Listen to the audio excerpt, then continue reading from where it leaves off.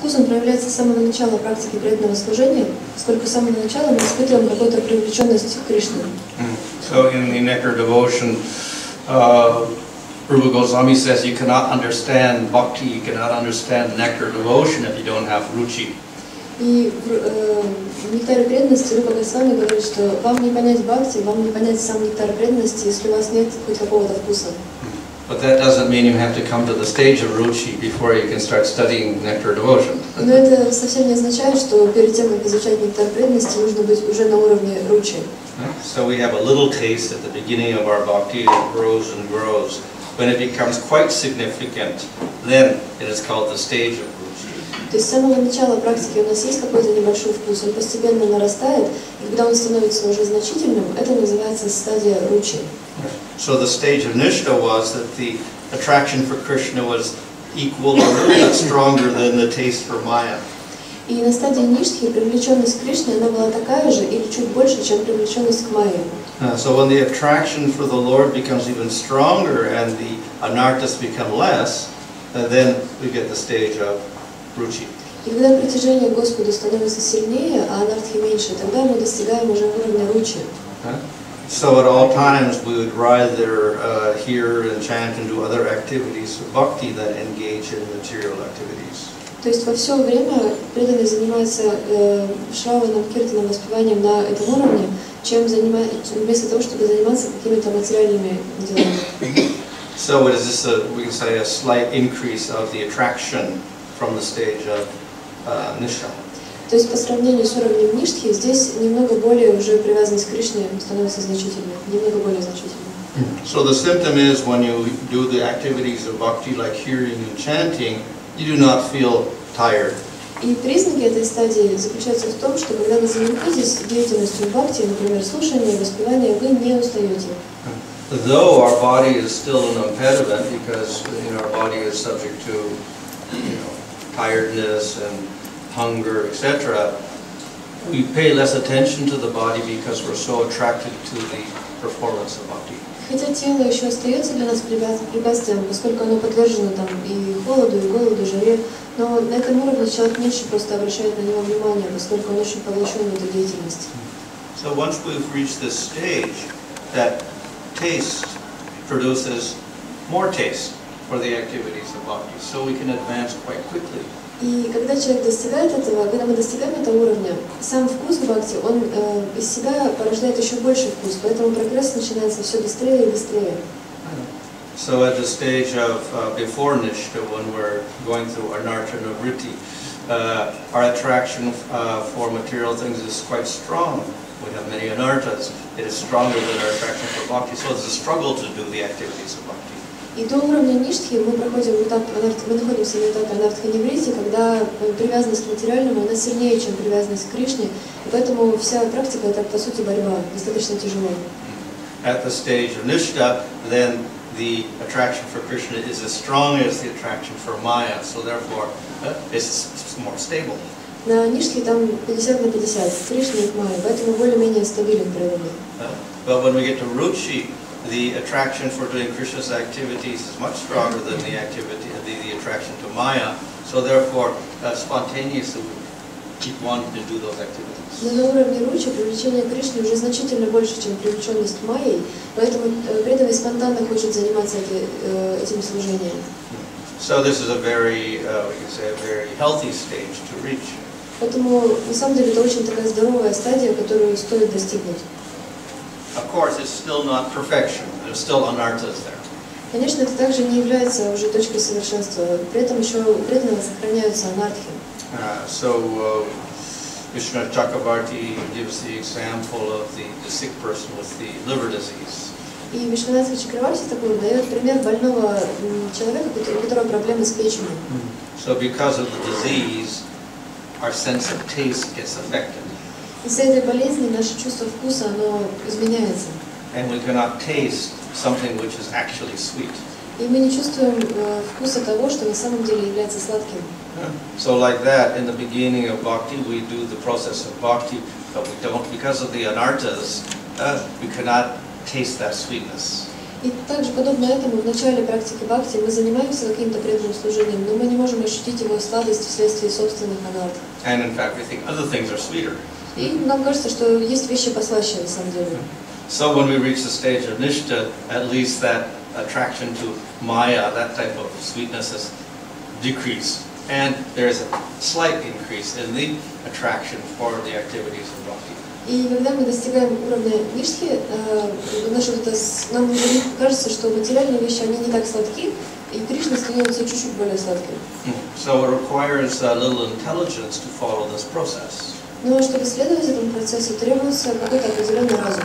Just as the intelligent person, when he's sick, and he understands that sugar is the cure for his sickness, even though it doesn't taste nice, he still must take the sugar. Как, например, разумный человек, если он заболел этой болезнью с печенью, он понимает разумом, что ему нужно принимать сладкое, чтобы вылечить эту болезнь, хотя это сладкое и невкусно для него. So by gradually practicing bhakti, engaged in the activities of bhakti, which is the medicine, we can feel the sweetness more and more. We get more and more attraction. И постепенно, занимаясь деятельностью бхакти, которая является лечением на самом деле, мы все больше будем чувствовать эту сладость. So at the stage of ruchi, then we actually experience the sweetness, the attraction. И на стадии ручи, на самом деле, мы уже ощущаем сладость, вот эту привлеченность. So therefore, once we get that taste, then naturally it becomes very easy to perform bhakti. И когда мы уже обретаем этот вкус, естественным образом бхакти практиковать становится очень просто. Just as people do not have any difficulty in eating delicious food. Людям, в принципе, вкусности всякие есть не очень сложно. Because the taste is there. Потому что есть вкус к этому. So when we have the taste for the name, it becomes very easy to chant the name. И если у нас появляется вкус к святому имени, то повторять его, воспевать его становится очень просто. So therefore, the contamination in the jiva's heart becomes gradually cured through the medicine of hearing and chanting. И поэтому оскверненность сердца, она постепенно вылечивается тем, что мы постоянно воспеваем и слушаем. So as I said, it takes a little intelligence to apply the process. И как я уже сказал, требуется немного разума, чтобы применить этот процесс, чтобы не следовать. Just as the sick person has to use his intelligence to take the medicine, even though it doesn't taste very good. Так же, как и больной человек, он должен пользоваться лекарством, хотя ему оно не нравится на вкус. But eventually, we get the taste in the stage of ruchi. Но в конечном счете мы обретем этот вкус на стадии ручи. So there are two types of ruchi, two types of taste. Существует два вида ручи и два вида вкуса. One type depends on material elements, material factors. Первый тип, он зависит от материальных каких-то факторов, материальных элементов. So in other words, we are attracted to kirtan because of nice melodies, or nice instruments, or nice musicians, or nice voices. То есть киртан нам нравится, если мелодия хороша, музыканты тоже отличные, хорошие голоса. So this, of course, is a little inferior because we're attracted to certain elements which are actually material. И этот вкус, он считается несколько более низким, поскольку мы привязаны к элементам, к его составляющим этого процесса, которые сами по себе, с материальным вещам. The other ruchi does not depend on material elements. It depends on the activity itself, that is the kirtan, simply because the name is there, it becomes attractive. Второй тип ручи, вкуса, он уже не зависит от материальных составляющих. Киртан нравится, поскольку просто в нем произносится святое имя. So that is a superior type of ruchi. И это высший уже тип ручи. Of course, we cannot deny the other ruchi also. There's the adhisis that's concerning the process of bhakti. Конечно, первый тип ручи тоже мы не можем отрицать, потому что так или иначе он связан с процессом бхакти. But if we're only attracted to kirtan because of the nice singing or whatnot, then it becomes this kind of has a material tinge to it. Но все-таки, если мы привязаны к киртану только из-за материальных каких-то вещей, там, голоса, музыканта или еще что-то, то это, конечно, не очень хорошо. So a person on ruchi begins to lament his previous condition. И человек на уровне ручи, он начинает сокрушаться о своем прежнем состоянии. We often see in the Vaishnava songs and poetry how they lament their fallen condition. И часто мы можем увидеть эти сожаления, эти сокрушения в вайшнавской поэзии, как они сокрушаются о своем падшем положении. So this becomes quite prominent at the stage of ruchi because they realize the great attraction in the name and they realize that they're getting close to the goal. So then they see their other previous condition is a little fallen. И на этом этапе эта характеристика является наиболее важной, поскольку личность, которая находится на уровне ручи, она осознает привлекательность святого имени и в то же время понимает, что Кришне уже достаточно близко находится, уже немного осталось. И вместе с этим вспоминает свое то положение и осознает, насколько оно большое. So this person performs the same process as previously, that is hearing and chanting and association of devotees. Внешне преданный занят тем же вещами, что и раньше. Он слушает, воспевает, общается с преданными. Sometimes people think, devotees think that when we advance, and suddenly we should isolate ourselves and go to a solitary place and do our bhajan. Иногда преданные думают, что если мы продвигаемся, то нужно срочно изолироваться и заняться уединенным баджаном. But a person who advances in devotion actually treasures the association of devotees. Но на самом деле тот, кто продвигается в сознании Кришны, он ценит как величайшее сокровище возможность общаться с преданными. So all the activities that the devotee was previously doing, he continues to do, but more intensely. И все эти виды деятельности, которыми он был занят в преданном служении, он также продолжает их делать, однако еще с большей погруженностью, с большей интенсивностью. And that intensity of his practice is not forced, it's not artificial.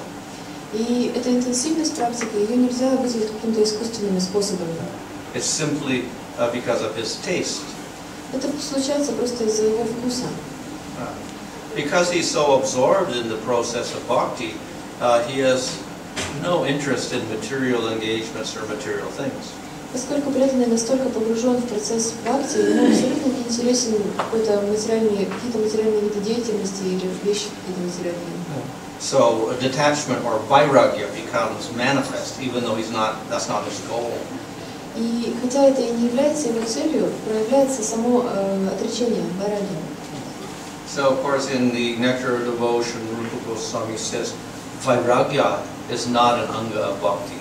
И Рупа Госвами в Нектаре преданности говорит, что вайрагья не является ангой бхакти.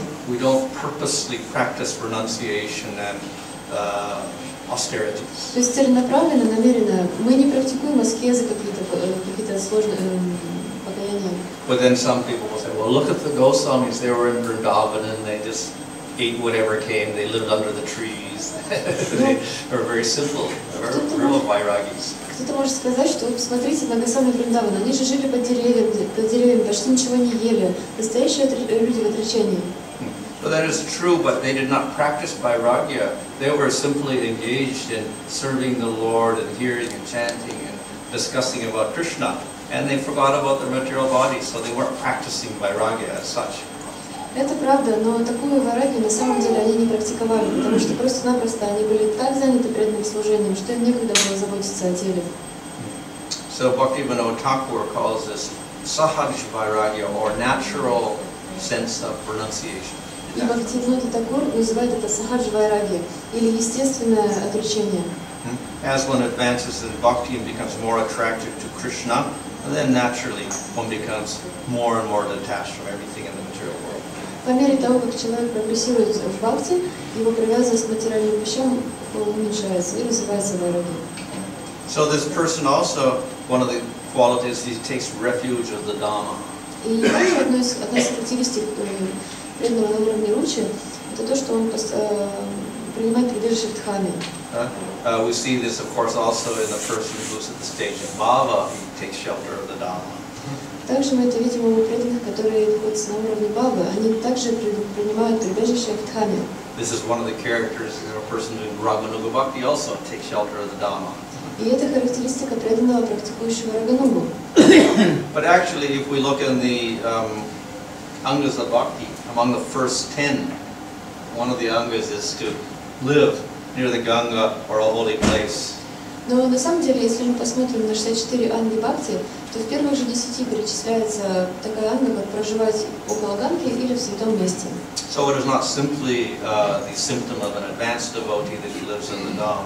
but it is a common practice for everybody to want to live there.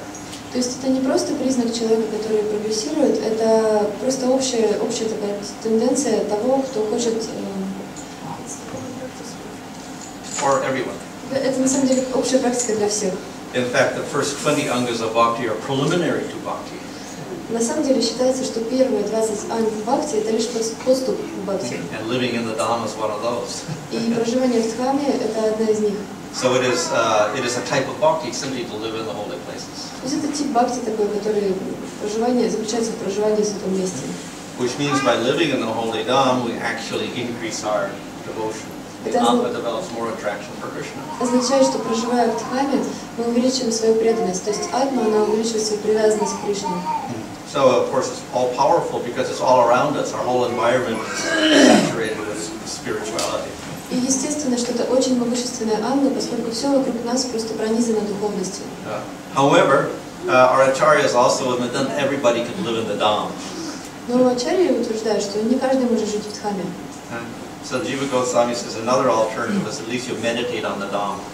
И Джива Госвами говорит, что по крайней мере можно на нее медитировать. So when you're chanting Hare Krishna, you can meditate on the Dham also. И когда вы воспеваете Харе Кришну, вы также можете медитировать на святой Дхаму. And of course another alternative is that you live near a temple or go to a temple often. И существует еще одна альтернатива. Вы можете жить около храма или постоянно в него приходить. Or you have a temple in your house. Или у вас дома может быть этот храм. So these are alternative ways in which we can take refuge in the Dham. Все это варианты, с помощью которых можно принять прибежище от Дхамы. And all of these acts are very, very powerful to increase our bhakti. И все эти действия очень-очень могущественны в том, чтобы увеличивать наши бхакти. Of course, we see that the great acharyas usually they literally did this. The Goswamis and Vishnu Chakravarti Thakur and Baldev Goswami all went to the Dham of Vrindavan. Мы видим, что все наши ачарьи, 6 Госвами, Вишванат Чакраварти Тхакур, Балдева Видябхушан, все они отправлялись в Дхаму. Okay, so at this stage, as I said, the attraction for Krishna has become significantly more, and the anarthas are significantly less. И как я уже сказала, на этом этапе привлеченность Кришной в бхакти становится значительно больше, а анартх становится значительно меньше. But anarthas are still there, so this devotee can have faults also. Но все же они еще остаются, и поэтому преданный может иметь какие-то недостатки. He's not perfect. Он несовершенен. But still, he's on a very, elevated level. Но тем не менее он находится на очень возвышенном уровне.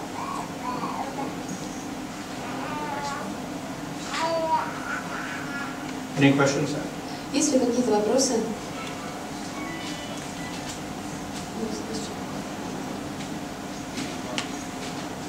Вы могли бы немножко развернуть идею медитации на Святую Дхаму во время воспевания Святого Имени? Как это происходит? Надо ли это сознательно делать, или это спонтанные какие-то явления? Could you please dwell a little bit on the meditation on the holy Dham during the chanting of the holy name? Do we do it consciously or it just happens spontaneously? Well, it can happen spontaneously, like everything. Как и все, это может происходить случайно. In other words, there's no rules for chanting the holy name. То есть, другими словами, для повторения святого имени не существует правил. Some people say, oh, you should only listen to the sound and nothing else. Кто-то говорит, я только звук должен слушать и ничего больше. But if we forcibly separate Krishna and his form and his qualities and activities from the name, that's also not very good. Но если мы силой разделяем форму Кришны, его качества, игры от святого имени, то это тоже не очень хорошо. So if we chant the name and we think of Krishna, obviously that's good. The whole first process of bhakti is to always remember Krishna and never forget him. То есть, если мы воспеваем Харе Кришна и так или иначе думаем о Кришне, то это замечательно, поскольку вся наша цель заключается в том, чтобы всегда о нем помнить и никогда не забывать. So similarly, you can also think of the Dham. И подобным же образом вы также можете думать о Святой Дхаме. In other words, you can think of yourself sitting in the Dham and chanting Hare Krishna. Вы можете представлять, что сидите там и воспеваете Харе Кришна. And this is a service to Krishna. И это служение Кришне. So there's no real set rule, but of course, as one progresses in bhakti and one comes to bhava stage, then the form, qualities, activities, rasa, dhamma actually manifests. Actually, that stage. На самом деле не существует строгих правил, но тем не менее на уровне бхавы проявляется форма, качество игры и дхаммы. Они действительно полностью проявляются. So in the practice of Raganuga, they actually can speed up that process. И на уровне рагануги можно ускорить этот процесс. Because when they're chanting, they also meditate upon their particular form, their particular service, and of course the dham associated with that.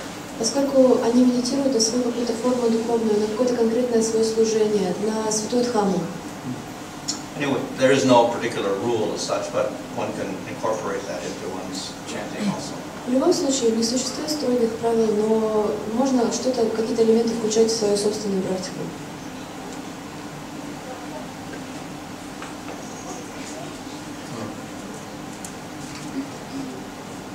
По прошлому занятию. I have a question about the last class, the previous one. Это материальный энтузиазм. На чем он основан? Is Utsukhamai a material enthusiasm, and what is the basis of it? What is the basis Of no, Utsukhamai, is it material enthusiasm, and what is the basis of this enthusiasm? Utsahamai. That was one of the Anishita symptoms. Это был один из симптомов анишчиты. I suppose we can say it is has its basis in material pride. Подозреваю, что основу свою берет в материальной гордости. So we accomplish a little bit, and think, I've accomplished everything. То есть мы чего-то небольшого такого достигаем и думаем, о, я уже достиг всего. Also, we could say it's a little bit of an illusion. Также мы можем сказать, что это является несколько такой иллюзорной We think вещью. a small accomplishment is very big. Мы думаем, что маленькое достижение является очень большим. And if we do any little thing, then we think we've done something very great. И какую-то мелочь мы делаем и думаем, о, я что-то великое совершил. Well, that, of course, applies to the material world as well. Some people are like that. И, конечно, это также применимо к материальному миру. Некоторые люди такие. They do something small and they think they've done something great. Сделали что-то маленькое и подумали, что я великий поступок совершил. Then we have the opposite type of people also. Есть также противоположный тип людей. They do something very great, they say it's nothing. Они делают что-то великое, говорят, да не, я вообще ничего не делаю. So anyway, Chaitanya Mahaprabhu has given that predictive, you be humble with a blade of grass, more tolerant, to give all respect to others, don't expect respect for oneself. So if we have that, then generally those type of things do not really occur even in our neophyte stage. But of course, if we're neophytes, we may forget that principle also. Еще чтение Махапрабху дал нам формулу, то есть быть терпеливее, смирение травинки, терпеливее дерева, не ждать почтения к себе, оказывать почтение всем вокруг. И на самом деле даже у нас на начальных уровнях, следуя этому, то есть в принципе проблем не будет. Как помогать преданным? Это же болезненно, когда хамаи заканчивается. Как помогать плавно, без такого болезненного состояния проходить этот этап? When the stage of Utsukhamai is coming to an end, it can be painful for the devotees. When the stage of Utsukhamai comes to an end, it can be painful for the devotees. And how can I help them? How can I help them to overcome it? Well, if one develops in bhakti, then that means, bhakti means that we are sincerely trying to please Krishna, not ourselves. Если мы развиваемся в бхакти, бхакти означает, что мы пытаемся удовлетворить Кришну, а не себя. So therefore, the more we increase that bhakti, the less we'll have interest in our own self and in our own position, etc. И чем больше мы заняты именно удовлетворением Кришны, тем меньше у нас будем испытывать беспокойство по поводу собственного положения и собственных интересов. I explained in the beginning that in Klesha Agni, we have destruction of karmas, destruction of desires, destruction of ahankara and ignorance, and these are all manifested through the process of bhakti. И вначале я объяснял, что при шакне это уничтожается 5 видов вещей. Там карма уничтожается, ложное эго, невежество и так далее. Все это в процессе бхакти уничтожается. But it is actually a secondary effect of bhakti. It's not the goal of bhakti. Но на самом деле это лишь косвенный эффект бхакти, это не ее цель. But it happens automatically because of the process of bhakti's very nature. Но это автоматически происходит, потому что это просто природа процесса бхакти. So the very nature of bhakti, its very swarup is that we're not doing anything for ourselves. We're trying to please Krishna. Но сама суть, сама сварупа процесса бхакти в том, что мы делаем все для Кришны, не для себя. So that act itself removes ignorance. И само вот такое действие в таком настроении, это убирает невежество. The basis of our material activity is we identify ourselves as the enjoyer. А основа материальных любых действий заключается в том, что мы считаем себя наслаждающимся. And if we act with Krishna as the enjoyer, then that negates this very root of our ignorance. И если мы действуем так, что Кришна наслаждающийся, то это просто убирает сам корень невежества из нас. If that ignorance is removed, then automatically the desire and the desire for sinful activity and the result of karma automatically are removed. So bhakti removes the very root cause of all of our suffering in the material world. И если вот этот корень убирается, что мы не наслаждающиеся, тогда исчезают все его последствия. В итоге, то есть мы не совершаем, в итоге у нас нет каких-то желаний для себя, и мы не совершаем карму. So that includes all the different anarthas that may arise. И все вот это включало бы различные анархии, которые могли возникнуть. There's another in the 13th anga of bhakti is do not be attached to learning many books or something like that.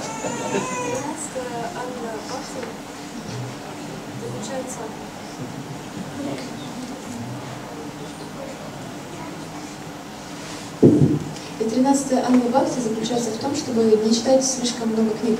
And so when we think, okay, therefore we don't have to read Bhagavad Gita, we don't have to read Bhagavatam, we can just chant Hare Krishna and go on Kirtan and distribute books instead. Ну, мы можем быстро так решить, все Бхагаватам, Шримад Бхагаватам, Бхагавад-гиту больше не читаем, можно книги пораспространять, на Киртан сходить, Харе Кришна попеть. But the intention of that rule is not that we don't learn the Bhakti Shastras, we should learn the Bhakti Scriptures. Но суть этого правила не в том, чтобы не изучать бхакти-шастры. На самом деле мы обязаны изучать писание бхакти. And of course we should not learn all sorts of material books. Конечно, также какие-то материальные книги нам нужно изучить.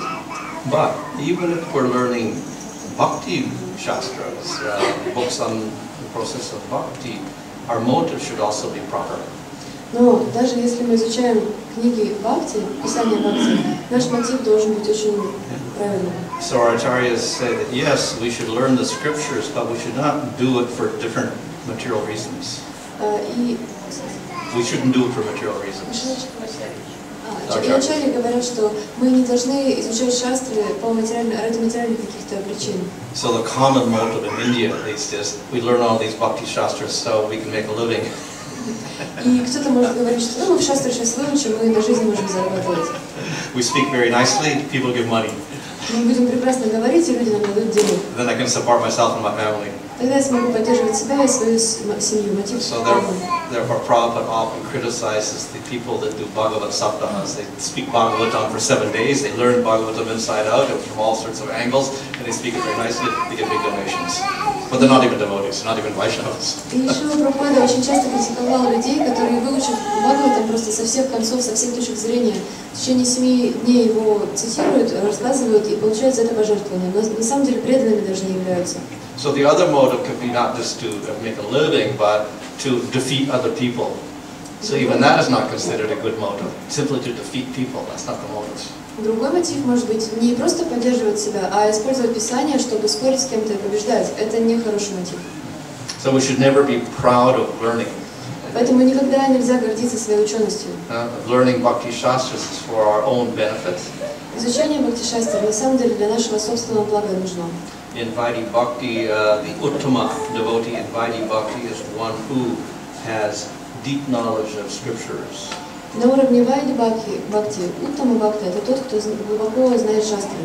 And he has a good use of logic, so he can explain them nicely, so he can help other people accept Bhakti. И он хорошо пользуется логикой так, чтобы объяснять эти писания другим преданным и помогать им возвышаться. So that is a good motive. Это хороший мотив. But the other motives are not considered proper. Но другие мотивы не считаются хорошими. So it is out of maybe pride or whatever, we may want to argue with others and defeat others, or display our skill or our learning or whatever. These are not good motives. И такие мотивы, как гордость или желание победить кого-то или показать собственное превосходство, они не являются достойными.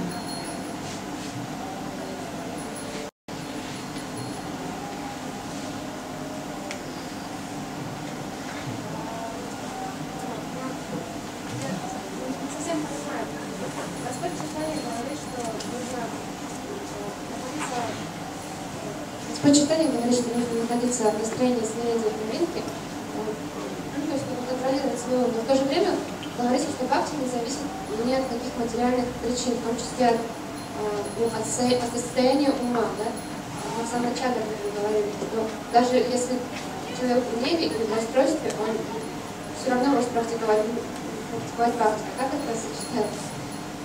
I do not really understand one thing. Lord Chaitanya says that we should practice tremendous distinction. It means control in our mind. But it was said in the beginning of this seminar that bhakti doesn't depend on anything, on the state of the mind, it doesn't depend on it. So it can be practiced in anger or in depression, etc. So how to connect these two things? Yes, of course, the holy name and bhakti are very flexible. Да, несомненно, святое имя и процесс бхакти очень являются гибкими. And by Chaitanya's mercy, even the demons gets the mercy of the holy name. И по милости Чайтаньи Махапрабху даже демоны получили милость святого имени. At the same time, if we are serious devotees and we want to advance towards prema, then there are certain rules we have to follow. Но в то же время, если мы серьезные преданные и все-таки собираемся дойти до премы, то существуют определенные правила для нас, которым нужно следовать. So yes, in general, chanting the name in any form and any way, consciously, unconsciously, attentively, inattentively, pure, impure, okay, it works. There's an effect, definitely. То есть, в общем, так говорится, что да, конечно, святое имя в любом состоянии можно повторять внимательно, невнимательно, осознанно, неосознанно. Конечно, будет какой-то эффект. But of course, we also know we have mixed bhakti, like karma Mr. Bhakti, Gyan Mr. Bhakti, yoga Mr. Bhakti, then we have pure bhakti. Но с другой стороны, мы ведь знаем, что у нас есть всякие смешанные бхакти, карма Мишра Бхакти, Гьяна Мишра Бхакти, йога Мишра Бхакти, а есть чистая бхакти. So it is only by that uttama bhakti or pure bhakti or sudanam that we can progress towards and attain prema. И достичь все-таки премы и спрогрессировать можно с помощью только чистого бхакти и чистого святого имени. So, therefore, if we want prema, then we have to follow certain rules. Поэтому, если мы хотим премы, то нам нужно пользоваться определенными правилами, следовать им. So the primary thing is we have to understand what is pure bhakti. И первая вещь, которую необходимо понять, это что такое чистая бхакти. And give up other intentions other than simply to please Krishna. И оставить все остальные намерения, кроме одного лишь желания удовлетворить Кришну. We have to give up our desires for material enjoyment or material and for liberation. Нужно оставить свои желания материальных наслаждений и желания освобождения. And we have to have some knowledge of the practice through hearing scriptures. И также нам нужно узнать больше о самой практике преданного служения через слушание и через Писание. Which means we have to take association of devotees. Это означает, что нам нужно принимать общение преданных. So these are some of the prerequisites to get prema. Yes, everyone can chant the name, but if we want prema, then we have to associate with devotees, learn the scriptures, practice pure bhakti, give up material desires. То есть это некоторые условия для обретения премы. Если мы ее хотим, то нам нужно изучать Писание, общаться с преданными, отказаться от материальных желаний. So that injunction of Chaitanya Mahaprabhu, he also says, of course, name is free of all rules, no niyamas, no rules at all. И вот такое предписание Чайтаньи Махапрабху, хотя он и говорит, что святое имя, оно вообще свободно от всех правил, предписаний, вне этого. So yes, holy name has effect in all cases. В любом случае, конечно, святое имя будет иметь какой-то эффект. But if we want to chant constantly Kirtaniya Sadahari and get the proper effect, then we have to start following these principles. Но если мы хотим повторять постоянно Киртания Садахари, то нам нужно принять эти принципы, следовать им. So this principle of Lord Chaitanya being more tolerant than a tree and humble with a blade of grass, this is more or less intrinsic to bhakti itself. И вот эти принципы о том, чтобы быть терпеливее дерева и смирение травинки, на самом деле они уже включены в сам процесс бхакти. When we develop faith, then that faith means we accept the existence of the Supreme Lord. That means we know He's the superior. We're not the supreme. We are the servant of God. That's implicit in faith. Когда мы обретаем веру, это означает, что есть Господь, Он верховный, я, значит, подчиненный. То есть мы уже ставимся в смиренное положение. И то есть получается, что на уровне, если у нас есть вера, уже в нее включается смирение. And this, of course, is opposite of our material conception, where there is no God and I am the enjoyer, and I'm not the servant of anybody. И, конечно, это является противоположностью материальной концепции, когда Бога нет, я наслаждающийся. So when we accept the position of the Supreme Lord, then we understand we are actually nothing. We are very, very low. И я ничей слуга. И если мы принимаем существование Бога, то это означает, что я на самом деле ничто, я нахожусь очень низко. Supreme Lord is full of all wonderful qualities, and He's perfect, and He has all knowledge and all powers, etc. And I'm just imperfect human jiva, that's all. То есть мы принимаем, что Верховный Господь, у Него такие удивительные качества, у Него все знания, вся сила, а я просто какое-то маленькое, такая несовершенная джива в человеческом теле. So therefore we are humbler than a blade of grass. И по этой причине мы становимся смиреннее травинки. And we're tolerant because we understand that all of these situations in the material world that affect us and give us pain or whatever is a result of our own karma. А терпение мы обретаем благодаря тому, что мы понимаем, что все то, что с нами происходит, является результатами нашей же собственной кармы. And we take that karma also as mercy of the Lord to teach us. И даже эту карму мы принимаем как милость Господа, которая послана нам, чтобы нас научить чему-то. So therefore, implicit in bhakti is this idea of being very humble and tolerant, etc. Поэтому эта идея о том, чтобы быть смиренным, терпеливым, она уже включена в бхакти.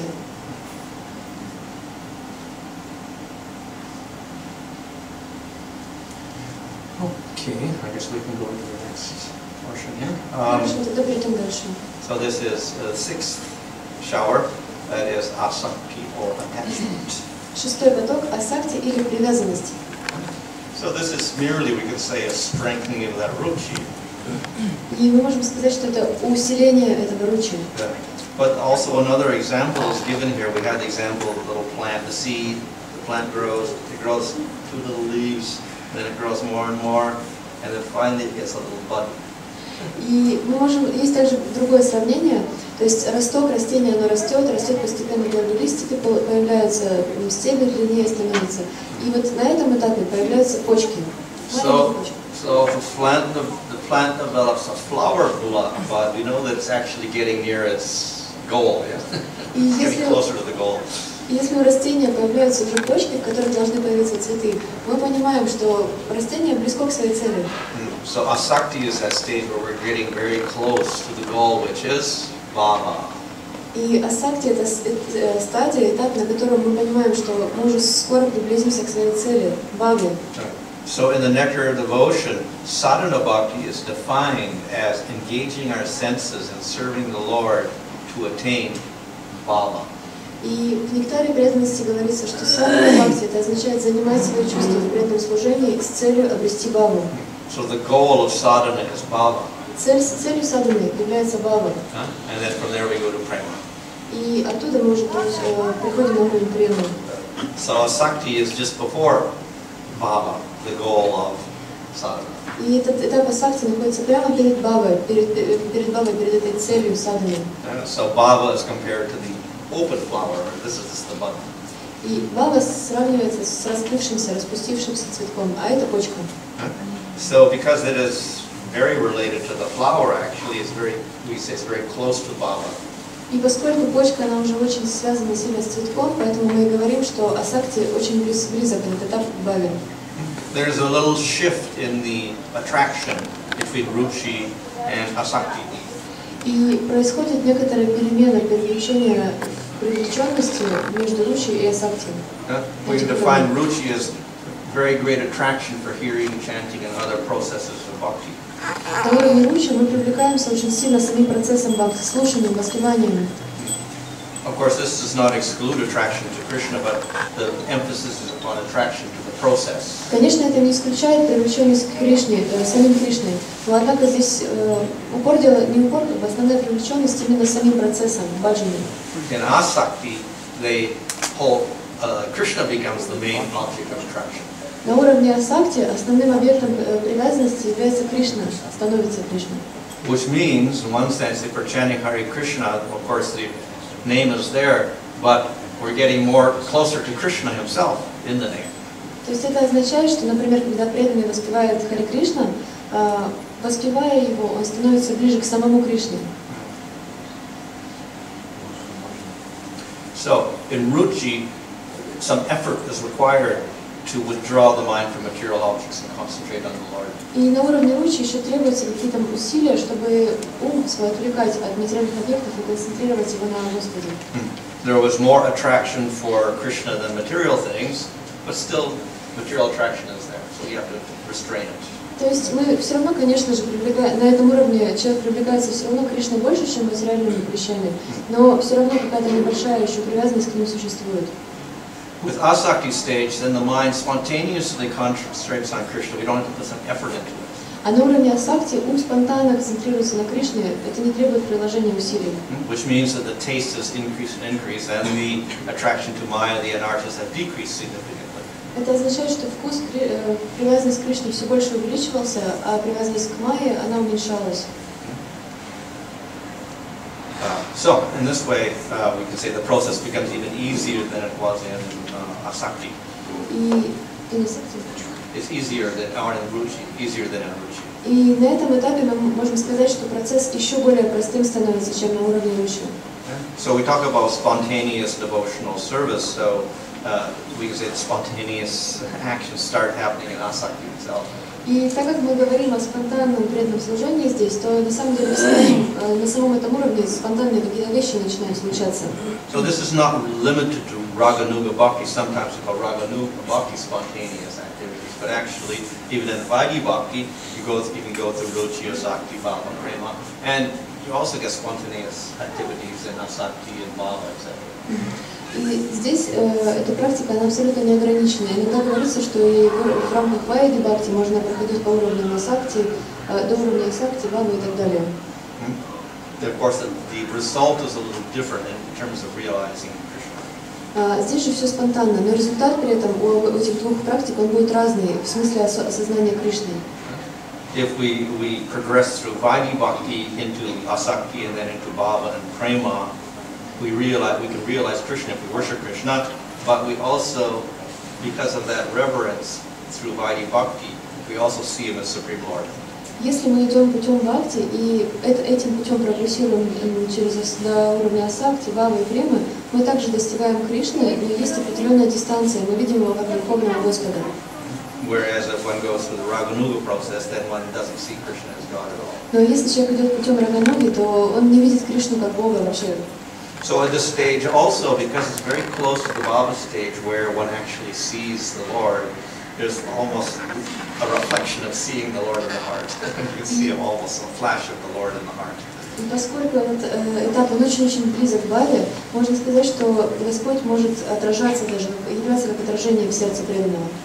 And this is not Paramatma, this is the form of the Lord we're worshiping, whether it's Krishna or Nrsimhadev or Rama or whoever.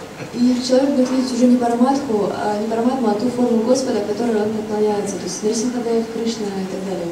So this, of course, acts as a great stimulus for progressing further. И это, конечно же, обеспечивает огромный стимул для того, чтобы дальше прогрессировать.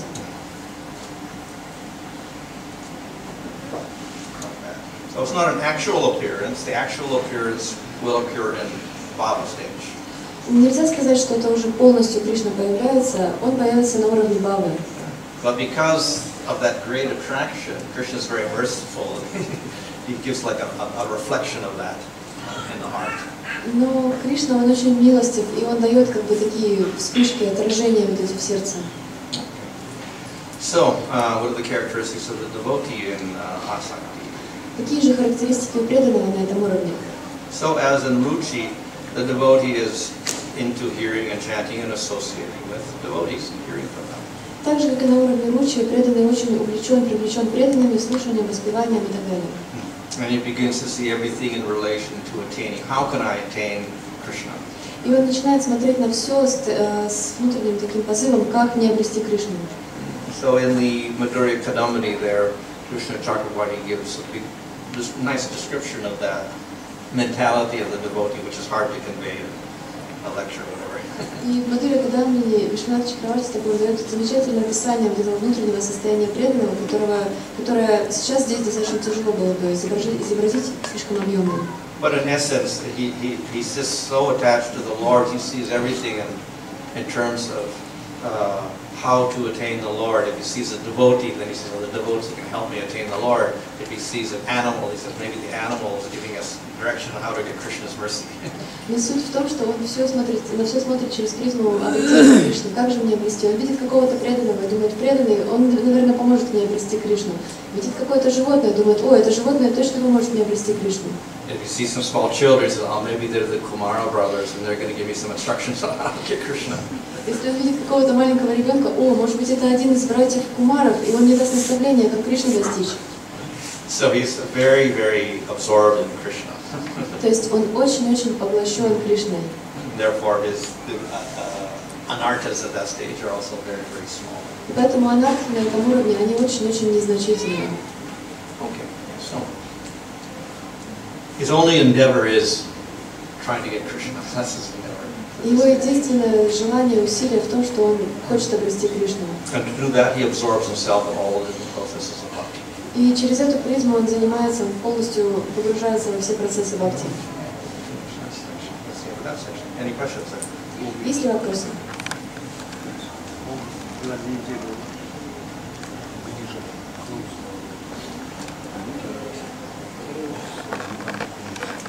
Говорили, что на уровне садханы цель должна быть обрести бхаву.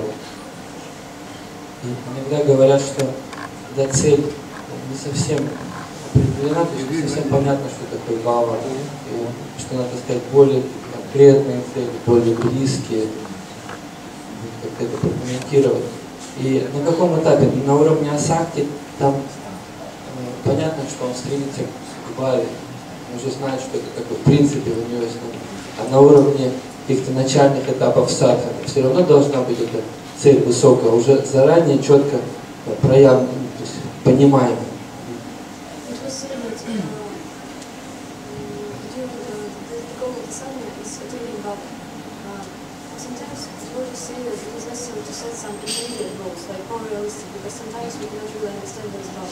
So could you comment please? And also another question, when we are on lower stages of devotional service, like first stages, some of the first stages, can we also meditate on Bhava, can we understand what it is? Yeah. So first of all, we have in our theology Sambandha, Abhideya, Prayojana.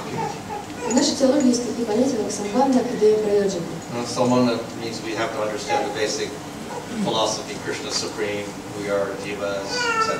Самбандха означает, что нам нужно понять основу философии, что Кришна — это Верховный Господь, мы дживы и так далее. So Abhideya means the process, that is, we do bhakti yoga, hearing, chanting, remembering to attain. И абхидея означает сам процесс, то есть мы практикуем бхакти, чтобы обрести Кришну, следуем процессу, слушаем, исполняем. But then we have prayojana, the goal. И также у нас есть прайоджана, это описание цели, Ultimately prema. которая в конечном счете является премой. So we have to know that as well as the process, we also have to know the goal. И также, как нам нужно изучить процесс, нам нужно знать и цель. If we don't know something about the goal, even if we do the process, it's very difficult to get to the goal. И если у нас нет четкого представления цели, даже если мы прекрасно практикуем процесс, сложно добраться до цели. So even in the material world, they say that if you don't have a goal, definitely you're not going to achieve it. И даже в материальном мире говорится, что если у вас цели нет четкой, то вряд ли вы ее достигнете. You can have a process, but if you don't have a goal, you don't get anywhere. Nothing happens. Если у вас есть процесс, но нет цели, то вы никуда не доберетесь, ничего не произойдет. You have a university, you go to and study, but you don't have a goal in the university, nothing happens. You don't get anything out of it. Если вы ходите в университет, но при этом нет цели, кем вы станете, то вы ничего оттуда не вынесете. So understanding the goal, even though we cannot realize it completely, helps us to mold our activities and our process nicely so that we can get there. И понимание цели, может быть, не полностью ее осознание, но какое-то понимание, оно помогает нам выстроить нашу практику таким образом, чтобы мы достигли совершенства. So therefore, we do have to have some idea of that goal, and that's why it is presented in our philosophy. Поэтому нам необходимо иметь какое-то представление об этой цели, и поэтому оно представляется, описывается в нашей философии. In fact, that is one of the purposes of the nectar devotion. И на самом деле это одна из целей нектара преданности. Actually, he doesn't spend too much time on the sadhana process, only the first part of the one chapter. И там Рупа Госвами не так уж много внимания уделяет процессу садханы, только одна глава. And all the other things are bhava, prema, and then the whole rest of the book from the southern section, the northern section, and the western section are all prema.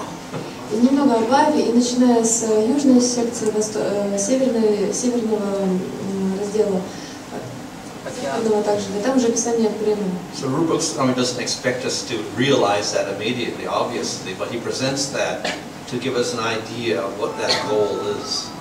Он понимает, что мы, может быть, сразу это не осознаем, автор, но тем не менее он дает нам представление о том, что это.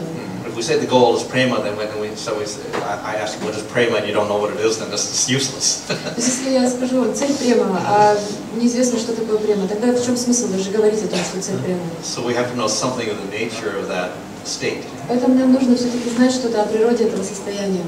And it also acts as an impetus for us.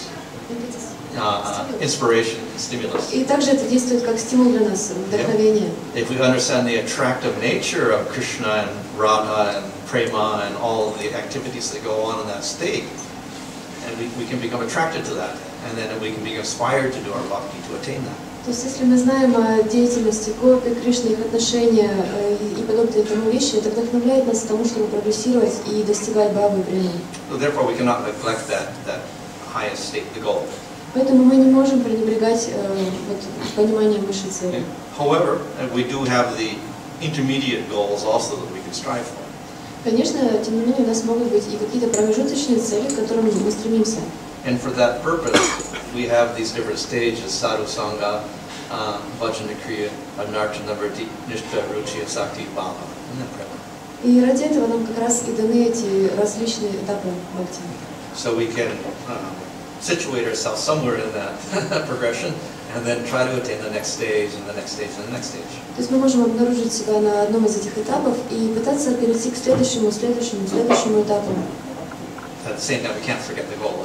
И в то же время мы не можем забывать о цели. So we keep both things in mind. Поэтому нужно обе эти вещи держать в уме. Immediate goal and then the final goal. Ближайшая наша цель и конечная цель. Вы говорили о том, что бхакти это как такой вспышка, которую видно из короткое мгновение. Но также в нектаре преданности сравнивается, что есть пратибимба, отражение, что то есть как блеск, который могут чувствовать имперсоналисты, и есть тень. И отличие от тени, которая падает от объекта, в том, что тень, она соприкасается с объектом, а отражение, оно оторвано. То есть, несмотря на то, что имперсоналисты, они могут почувствовать более интенсивные переживания, но их переживания, они не связаны с Кришной непосредственно. Но, пожалуйста, прокомментируйте. Could you please comment? You mentioned that on the stage of Bhakti, Krishna can give flashes or reflections of himself. And there is a description of Pratibimba, a reflection of something personalized. Oh, that's yeah. Could you comment on this? Do you feel some kind of possibility of these relations or something? This is also mentioned in relation to Bhavavas, Pratibimba and Chaya. Это на самом деле упоминается в связи с Бая Абхасом, Пратибимба и Чая. And Bhaktivinoda Thakur in Harinam Chitamani also uses that in Namavas, like Bhavavas, Namavas. Бхактивиданта Тхакур также это использует в своем труде Нама Чинтамани, говоря о Нама Абхасе. То есть кто-то говорит о Бхава Абхасе, здесь о Нама Абхасе. So Namavas is chanting with ignorance, impurities, desires, etc. И Нама Абхас это воспевание с невнимательностью, с невежеством и так далее. And Sudanam is we don't have motives in our chanting, etc. То есть не чистое воспевание. А Шуданам это означает, что у нас нет каких-то посторонних мотивов. So he classes that. Of course, there's another type of namavas, which is accidental namavas, like Ajamil. Есть, конечно, и другой тип Нама Абхас, это случайный Нама Абхас, как в случае с Аджамилой. And then we have people who are consciously chanting, but they're in namavas. И есть также люди, которые постоянно воспевают, и они на Нама Абхасе. So we get two types. We get the Chaya and the Pratibimba. Поэтому у нас есть два типа, Чхая и Пратибимба. So the Chaya is considered the better type. Чхая считается типом получше. So they're consciously chanting. They do have ignorance, and therefore when they're chanting, they're not quite sure who's God. Maybe Krishna's God, maybe Durga's God, maybe Shiva's God, or something like that, because they don't have any association or whatever. И на этом уровне они воспевают, у них остается такое невежество, они все-таки задумываются, Кришна Бог или может быть Дурга, а может вообще Шива, так глубже почувствовали, думают еще. Or they're chanting Hare Krishna, and they're also praying, oh, please let me pass my exams, or please get me married, or please give me children, or whatever. Или они повторяют Харе Кришне, Господь, пожалуйста, можно я экзамен сдам, или замуж выйду, или, пожалуйста, детей мне. That's simply out of ignorance. They don't know what pure bhakti is, so traditionally that's what people do when they go to temples. They pray for material things, so they're chanting Hare Krishna and praying for material things. И они на самом деле, эти все вещи проистекают из невежества, они не знают на самом деле, для чего предназначен процесс. Обычно люди, когда приходят в храм, они молятся о таких материальных вещах. So there's no real ill intention, bad intention behind this. It's mostly out of ignorance that this happens. То есть на самом деле за этим не стоит каких-то злых намерений, просто чаще всего это случается по причине невежества. So this type of namabhas is not so bad, and if you get association with devotees, you get knowledge, then you can clear up the idea of who's really supreme and get rid of all, don't chant for material desires or liberation, etc. And then you get the purity. И такой намабхас возникает из-за отсутствия общения с преданными, и он не очень серьезный, как только преданный получает такое общение, то у него эти вещи уходят, и он достигает постепенно святого имени. So the other type is the pratibimba namabhas. These are people who also intentionally chant. Есть также пратибимба намабхас. Это также люди, которые намеренно воспевают. But actually, it's not out of ignorance, but it's out of great material attachment. They will strive for material enjoyment or for liberation. И это происходит уже не по причине невежества, а по причине сильных материальных привязанностей. Либо им хочется материальных наслаждений, либо освобождения. So they may, for instance, we have people like the Mayavadis. Например, в Майаваде. So ultimately they say form of God is useless, it's illusory. Они говорят, форма Бога это бесполезная вещь совершенно, она иллюзорна. So the real goal is impersonal liberation. Настоящая цель это безличное освобождение. But when we're in the material world, we should engage our mind and concentrate and attain sattva guna, etc. So we will engage in chanting Hare Krishna and doing other bhakti activities, also worshiping Krishna and Vishnu and Rama, etc. along with everybody else. Так как мы находимся в материальном мире, ум куда-то девать надо, в принципе, ладно, мы тут поклоняемся Кришне, повоспеваем его имя, а там как-нибудь с преданными, может, пообщаемся, так как-то разберемся. So that is called pratibimba namabhas. И это называется пратибимба намабхас. It is explained as, for instance, we have water, and we have little waves in the water, and we have the sun reflecting in it. So the sun is reflected, but we don't get an image of the sun, we just get little rays of sunlight coming off. Все они делают это для достижения все равно безличной формы. И дается такой пример, как, например, колодец, вода, и в ней такие вспышки, всплески. И то есть это не истинное отражение, которое на ровной воде, а такие всплески, вспышки непонятные. So similarly, we can say it's not actually the name anymore. The name is all broken up. И подобным же образом мы можем сказать, что это уже не святое имя там у них становится, а оно все какое-то поломанное, разорванное. In Chaya Namabhas, the example is given of the sun behind the cloud. А в Чхая Намабхасе дается пример с солнцем, которое находится за облаками. So when the sun is behind the cloud, we can still see the sun. The bright spot is there in the sky. So that's the abhas of the sun, the image of the sun. И когда солнце находится за облаками, мы можем приглядеться и все равно увидеть светлое пятно. И это тень солнца, тень Намабхаса. And if we get the clouds away, then the sun is full brightness. И если облака уходят, то солнце сияет во всей своей яркости. So in the Chaya Namabhas, the image is still intact. So we can say that the effect of the name is still there quite nicely, but it's not full strength. That's all. И в Чхая Намабхасе, то есть само изображение солнца, оно остается нетронутым, поэтому эффект от святого имени также он не разрушается. Whereas in Pratibimba Namabhas, it is all shattered. Но в Пратибимба Намабхасе все просто в клочья разорвано. So actually, the Pratibimba Namabhas is, in most cases, aparad. Поэтому Пратибимба Намабхас в большинстве случаев это просто апарадха. Because they have a conception of the Lord which is completely false, and it's intentional. We don't accept the form of the Lord at all. И это происходит потому, что у них концепция Бога, она заведомо неверная, и они практикуют и говорят, что формы Бога не существует. So how can the name have any effect on that person? Как же святое имя может какой-то эффект произвести на такую личность?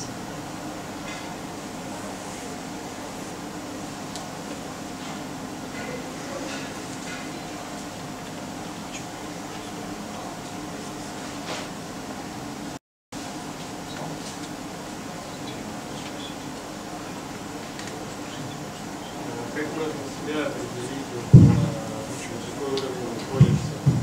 Если со стороны смотришь, там иногда бываешь, и там в целом. How can we identify which of the stages of bhakti process we are right now? Because sometimes we think that we are here, and the other times we think we are there. Well, of course, you could move around also. Ну да, конечно, вы могли бы, в принципе, вы можете как-то перемещаться по ним. Sometimes you can be on a higher level, sometimes you can be on a lower level. Иногда повыше, иногда пониже. But that would mostly be when you're in that intermediate stage before Nishta, where it's fluctuating a lot. Но обычно это случается на такой неустойчивой стадии до ништхи, когда очень много колебаний. If you reach Nishta and you don't commit any aparads, then generally you progress quite smoothly. И если вы достигаете ништхи и не совершаете никаких оскорблений, то дальше прогресс уже в основном идет очень гладко. So everyone, of course, should be introspective about their own practice. Конечно, каждый должен внимательно наблюдать за своей собственной практикой. Of course, the Kanishta cannot be too introspective because he doesn't have much knowledge. И, конечно, Каништха, он не в состоянии быть слишком уж наблюдательным из-за отсутствия знания. But the Madhyama actually has some knowledge, and therefore he can, to some extent, not perfectly, to some extent, he can judge his own status. Но у Мадхьямадхикари у него есть какое-то определенное знание, и до какой-то степени, может быть, не полностью совершенно, но в общих чертах он может понимать свое положение. And he can also judge the status of other devotees, not perfectly, but to some extent. И также до какой-то степени не идеально, но он может понимать положение других преданных. And it's based on that he associates with devotees in different ways. И именно на этой основе он общается с преданными по-разному. And this is also the cause of his advancement. И это также является причиной его дальнейшего прогресса. So therefore that introspection is actually necessary. Поэтому самоанализ, он на самом деле необходим. Bhaktivinoda Thakur says that every Ekadasi you should be introspective about your own devotion. See where you are, measure your progress against the last Ekadasi. Бхактиведанта Тхакур советует, что нужно каждый Экадаши отмерять, изучать уровень своего прогресса по сравнению с прошлым Экадаши. Of course, these stages are general, so you can be, situated. We can divide each stage up into so many sub-stages also. Конечно, эти ступени, они должны так в общих чертах, и каждую из них можно разделить на множество подэтапов. And of course, Nishta itself probably is maybe the broadest stage, the biggest stage, and has many stages within it. И сама стадия Ништхи, она, наверное, самая широкая, то есть на ней наибольшее количество подэтапов может быть выделено. And of course, if we're completely confused, we can always go to some other devotee and get his opinion also. Ну и, конечно, если мы совсем запутались, всегда можем пойти к другому преданному и получить его мнение. So that is why devotee association is also important. Поэтому общение с преданными также очень важно. They can help us determine our particular stage. Они могут помочь нам определить, где мы находимся.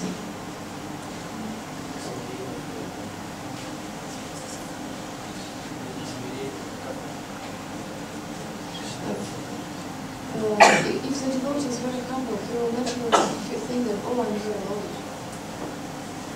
On this stage of something. Well, of course, all devotees naturally think themselves the lowest of the low. Or das, anudas. Конечно, да, каждый преданный будет считать, что я ниже всех, я даса, анудаса, да. At the same time, practically speaking, by introspection, we can measure to some degree the amount of attraction to Krishna, the amount of attraction to Maya. Но все-таки благодаря вот этому самоанализу мы можем каким-то образом измерить нашу привлеченность к Кришне и привлеченность Майей. So that is, we say, more or less necessary for our advancement. We have to determine where we are. И все-таки для нашего продвижения это необходимо определить, где мы находимся. So yes, even the highest devotees in prema will say they're the lowest. Конечно, даже преданные высочайшего уровня, на уровне према, будут говорить, мы самые падшие тут. But at the same time, and they have that feeling also. И на самом деле они так и чувствуют. Because it's natural that the devotee feels himself the lowest. И это естественно, что преданные чувствуют себя ниже других. But still, we have to be introspective and practical. We have to see our own level. В то же время мы должны проводить какой-то самоанализ, быть практичными, понимать, где мы находимся. It's important for our advancement. Это важно для нашего продвижения.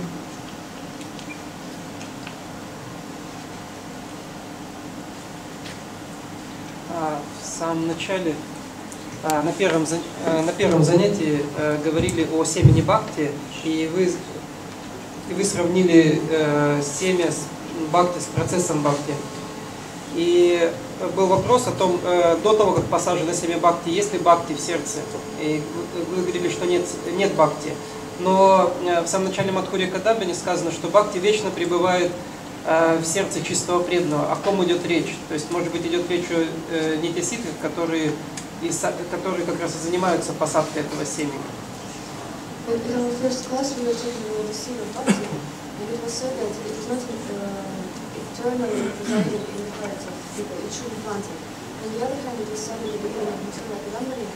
That the seed of bhakti always remains in the hearts of the pure devotees. What does it mean? Is it related to nityasidhas, who are the ones who spread this bhakti to others, the seeds of bhakti to others? I would have to see the particular context of the quotation. Мне нужно посмотреть конкретный контекст, в котором это сказано. Of course, if they are, perfected devotees, then you say it's eternally there, because even a bhava, as I mentioned previously, it says that the Nityasiddha bhava manifests in the heart of the devotee in bhava stage. Нужно посмотреть контекст, хотя, конечно, если это совершенные преданные, даже на уровне бхавы говорится, что нитья-сида бхава, то есть на этом этапе проявляется вот это вечное. Of course, whether it was already there and just manifested, or it was not there, doesn't really matter in one sense, because if it doesn't manifest, it's like not being there. С какой-то стороны этот вопрос о том, что всегда это существует и проявляется, или это появляется, не так уж и существенно, потому что если бы этого не было, то... If it doesn't manifest, it's like not being there at all. Потому что если он не проявится, то тогда вроде как будто и все равно там не было ничего. It's like saying we already have prema. Yes, maybe we have prema, but if it doesn't manifest for 20 million years, it's like not being there. То есть, если говорить, что у нас же уже есть према, но при этом это внешне не проявляется, это то же самое, что этого не было вообще. But the appearance of bhava is called nityasiddha because everything spiritual should have no beginning and no end. Но появление бхавы называется нитья-сидха, поскольку все духовное не имеет ни начала, ни конца. And so bhava is an eternal relationship with the Supreme Lord. Поскольку эта бхава проявляется в вечных отношениях с Верховным Господом. It should not be created at a certain point or destroyed at a certain point if it's spiritual. It should be eternal. То есть, если это духовная вещь, то она не может быть создана в какой-то момент и разрушена в какой-то момент. Она вечная. So therefore, it cannot be created by our sadhana. It simply manifests suddenly. Поэтому ее нельзя создать нашей садханой, просто она внезапно проявляется. Well, from where, we could say? Ну, откуда? Мы можем задать вопрос. It doesn't really matter. Ultimately, it's from Krishna. На самом деле это не так важно, в конце концов, от Кришны. So that bhava, of course, and prema, and we can say bhakti itself is part of Krishna. И вот эта бхава, и према, и сама бхакти, в конце концов, это части Кришны. It's the essence of his swarup shakti, or internal energy. Это суть его сваруп шакти, его внутренней энергии. And it's eternally with the Lord. Она вечно пребывает с Господом. In other words, the Lord is always there. It's never when the Lord has no shakti and spirit has no form or no pastimes. He's eternally there with his pastimes. It's all manifested through his shakti, and important shakti is the bhakti shakti. То есть Господь существует всегда, и всегда существует его энергия. Не было так, что Господь без своих энергий существовал бы. И вот эта бхакти шакти, это часть этих энергий, поэтому они также вечны. So then that manifests in the jiva. И когда она проявляется в дживе, as bhava in the bhava stage. На уровне бхавы, как бхава. Before that, we can say it's the seed and it grows. До этого мы можем говорить, что это семя, и оно растет. Even then we can say it's eternal because it's part of Krishna. И даже тогда мы можем сказать, что это вечное, поскольку это часть Кришны. So therefore it's not a temporary thing. It's something very special. Поэтому это не временная какая-то вещь, это что-то очень особенное. However, the problem is that even up to bhava stage, there is a possibility you can separate yourself from that stage. In other words, the bhava bhakti could fall down.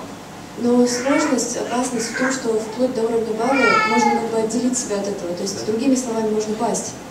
In prema, there is no possibility, there's no influence of aparad, no anarthas at all, so there's no possibility of falling from that. На уровне према нет такой опасности, поскольку нет уже никаких анархов, потому что нет никаких аппаратов, потому что не сохраняются уже анархии, они все уничтожены. So previous to that, we can have some problems, usually due to aparad. И до этого этого у нас могут быть какие-то проблемы, которые чаще всего из-за аппарата случаются. So it's still eternal, but it's not in us. we lose the bhakti. It's eternal, but it's not with us anymore. It's not manifested in us. То есть, тем не менее, бхакти, она остается вечной, но, может быть, тогда у нас просто уже не проявлена, но сама по себе вечная. Could be there, but it's not manifest, so it's like not being there anymore. То есть она может быть там, но не проявлена, поэтому выглядит, как будто ее нет там.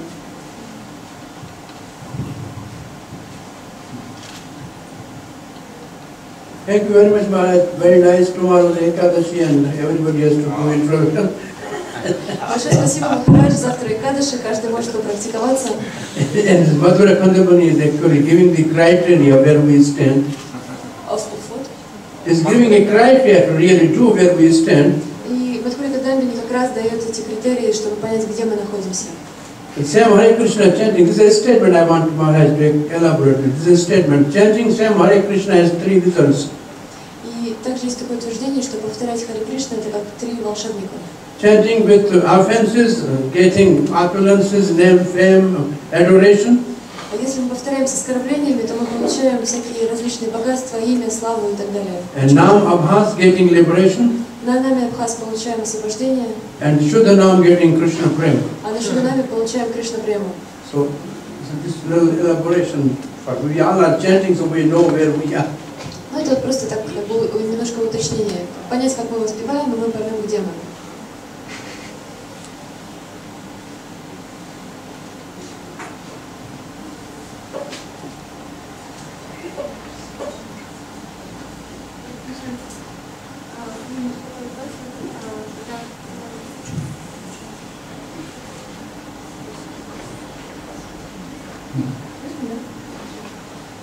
Вопрос, когда вот мы называем времена, скажем, при этом мы общаемся с ними, при этом, такое намерение, вообще по жизни, такое намерение, что здесь поступил.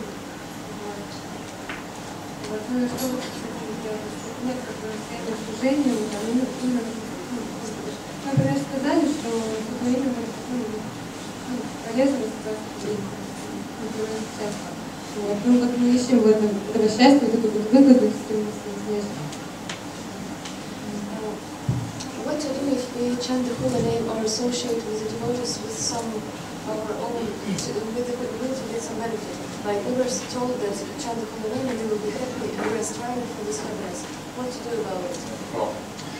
Yes, chant and be happy is a common slogan. Да, это известный слоган «Воспевайте и будьте счастливы». In one sense, Jiva Goswami actually approves of that. С какой-то стороны Джива Госвами даже это одобряет. He says the nature of the jiva is to try to get happiness. His nature is a bhokta, an enjoyer in one sense. Поскольку это сама природа Дживы наслаждаться, то есть с какой стороны мы такие наслажденцы. So he has a capacity for happiness. И у Дживы есть вот эта способность испытывать счастье. And his ultimate goal, of course, he has knowledge, activity, etc. The ultimate thing is happiness. Конечно, да, есть там и знания, и счастье, и знания, и вечность, но высшая цель это счастье. So therefore, it is not really, in one sense, against our principles to desire that happiness. Поэтому с какой-то стороны это не противоречит нашим принципам, если мы желаем счастья. However, the way we can get that happiness is in prema. Однако же способ, которым мы можем получить это счастье, это према. And prema means that we don't desire for ourselves, but our desire goes to the Supreme Lord completely. А вот према уже означает, что для себя мы как раз не желаем. Все наши желания, они полностью устремлены к Кришне. So by having a desire only for giving happiness to the Lord, we get our happiness. И если у нас есть желание, что мы хотим доставить счастье только Кришне, тогда мы и сами становимся счастливыми. So if we only want our own happiness, then definitely we can't get to prema, and we're stuck with the material happiness. Но если же мы хотим только собственного счастья, то до према мы не доберемся и застрянем на материальном счастье. But if we want that eternal happiness of prema, then we have to give everything to Krishna. И если мы хотим вечное счастье с Кришной, то нам нужно вечное счастье премы, то нам нужно все отдать Кришне. So in this way we have that desire for happiness and it's fulfilled. The goal is happiness, and yes, we get that, but the condition is that we have to give everything to Krishna. То есть, да, у нас есть это желание счастья, и можно реализовать его с помощью премы, при условии, что мы все отдадим Кришне. In Chaitanya Charitamrita there, Lord Chaitanya says that the whole process of bhakti is converting kama into prema. И в Чайтанья Чаритамрите Господь Чайтанья говорит, что весь процесс бхакти заключается в том, чтобы изменить каму на прему. So in some senses they are similar. В какой-то степени они похожи. В каком-то смысле. Because kama has to do with myself and somebody else. Потому что кама это связано со мной и с кем-то еще. And prema also has to do with self and somebody else. И также према я и кто-то еще. And they also deal with happiness, both of them. Также обе эти вещи они связаны с счастьем. So in other words, kama and prema both deal with relationships, and both the result is happiness. То есть обе эти вещи, кама и према, они имеют они как бы связаны с отношениями, и результат этого является счастьем, результатом этого. But in kama, my happiness is the primary object. Но в каме первичная цель это мое собственное счастье. And the object that I'm trying to get happiness from is material. И тот объект, из которого я пытаюсь извлечь счастье, он материален. In prema, the object is obviously spiritual, is Krishna. В преме же там объект духовен, это Кришна. And the condition for my happiness is give all the happiness to the Supreme Lord. И условием моего счастья становится то, что я отдаю все для счастья Верховного Господа. So there's a similarity there, but it's completely transformed by taking the object off myself and putting it on Supreme Lord. He is the object of happiness. То есть есть и схожие моменты, но так это диаметрально противоположные вещи, потому что нужно как бы объект этого счастья переместить с себя на Кришну. And when we do that, then we become happy. И когда мы это делаем, мы сами становимся счастливыми.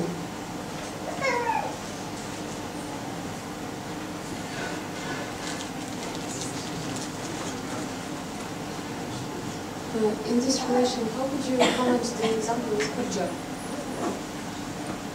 Well, Kuja is an example of a type of prema which is inferior.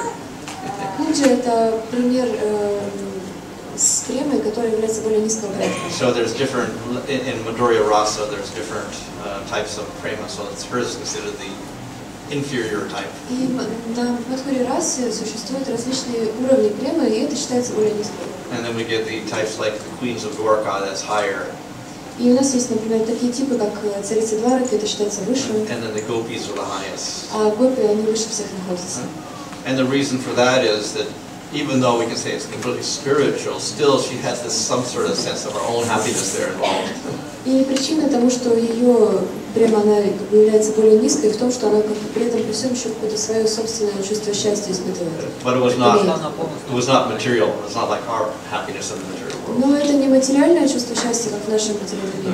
Because obviously she couldn't have that relationship with Krishna if she would still had material desires.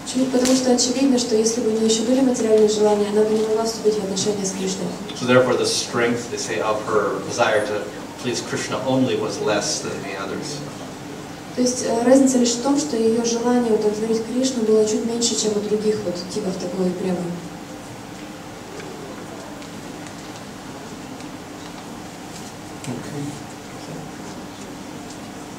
Харе Кришна, такой вопрос. Вчера говорилось, что святое имя может давать свои плоды не сразу, а оскорбление оно может давать свои плоды не сразу. То есть мы можем прогрессировать, но потом по щелчку мы можем все оскорбления разом славить. Может быть такое дело? Если вы mentioned that the holy name may not manifest its results, its power at once. Can the same thing happen with apparatus? For example, you did not mean some offense, but we continue practicing, but then suddenly on the click of a finger, we feel that something just really huge result of apparatus has come to us. Well, that could be so also. It may not have immediate effect. Такое тоже возможно, может быть, не будет мгновенного результата. But at the same time, I think generally the apparatus do not wait too long. В основном Not too long. аппаратхи себя слишком ждать долго не заставляют.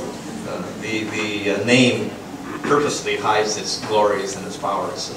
Святое имя, оно с определенными целями скрывает свою силу и свое могущество. But the effect of aparad will more or less happen quite quickly. Но результат апарадхи произойдет, эффект от нее произойдет с нами достаточно быстро. Because it is actually, we'll say, detrimental to bhakti. So any injury to bhakti the effect will be apparent quite soon. Поскольку этот эффект, он разрушителен для бхакти, и любое ранение бхакти, оно все равно как бы будет видно, достаточно скоро появится.